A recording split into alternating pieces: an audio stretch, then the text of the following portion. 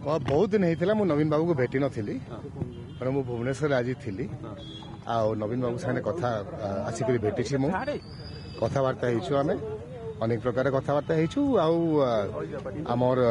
बलांगीर जिले में केमिति अवस्था अच्छी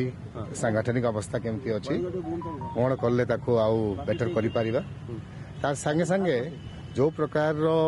एंगर अच्छी लोकंकर चाषींकर सरकार निष्पत्ति द्वारा जे कि बोनसटा से माने काटी दौरान 150 क्विंटल उपरे ताकू लेकर चर्चा करलु आमर जो प्रकार इनसिक्योरिटी अच्छी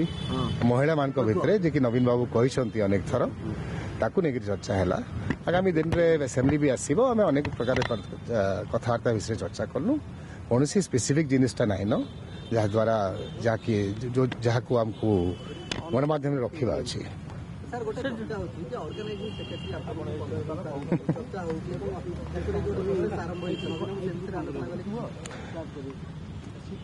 आमर दल रे गोटे लीडर अच्छा आम गोटे आंचलिक दल अच्छु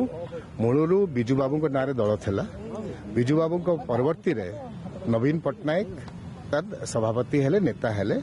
मुख्यमंत्री हेले ओडिशा को आ 24 वर्ष ओडिशा को गोटे गोल्डन पीरियड देले और बापा तांको संगे काम करथिले मु मध्य 4 थर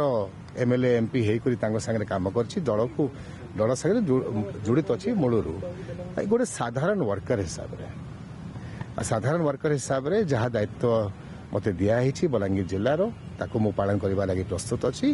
आउ कौन सी चर्चा आम भीतर है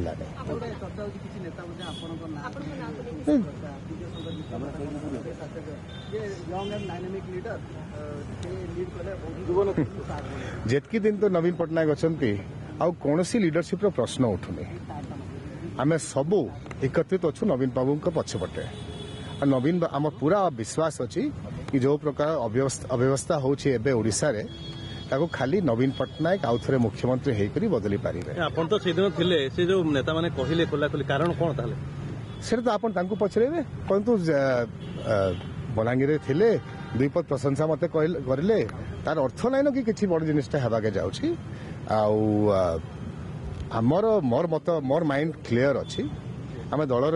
गोटे साधारण वर्कर हिसाब से मूलरू काम करी आसु आगामी दिन में भी काम करूँ जहाँ किसी जदि दल तरफ बलांगीर लगी ना अन्य किसी जिनिसटा मत दायित्व दि जाए आम पालन करूँ नेतृत्व स्पष्ट भाव में मुझे जनवाक चाहे नवीन पट्टनायक एक्सेप्टेबिलिटी विजु जनता दल नेतृत्व एकता नवीन पट्टनायक पछरे पूरापूरी अच्छी आ सेकेंड लीडरशिप कथा पड़ूनी।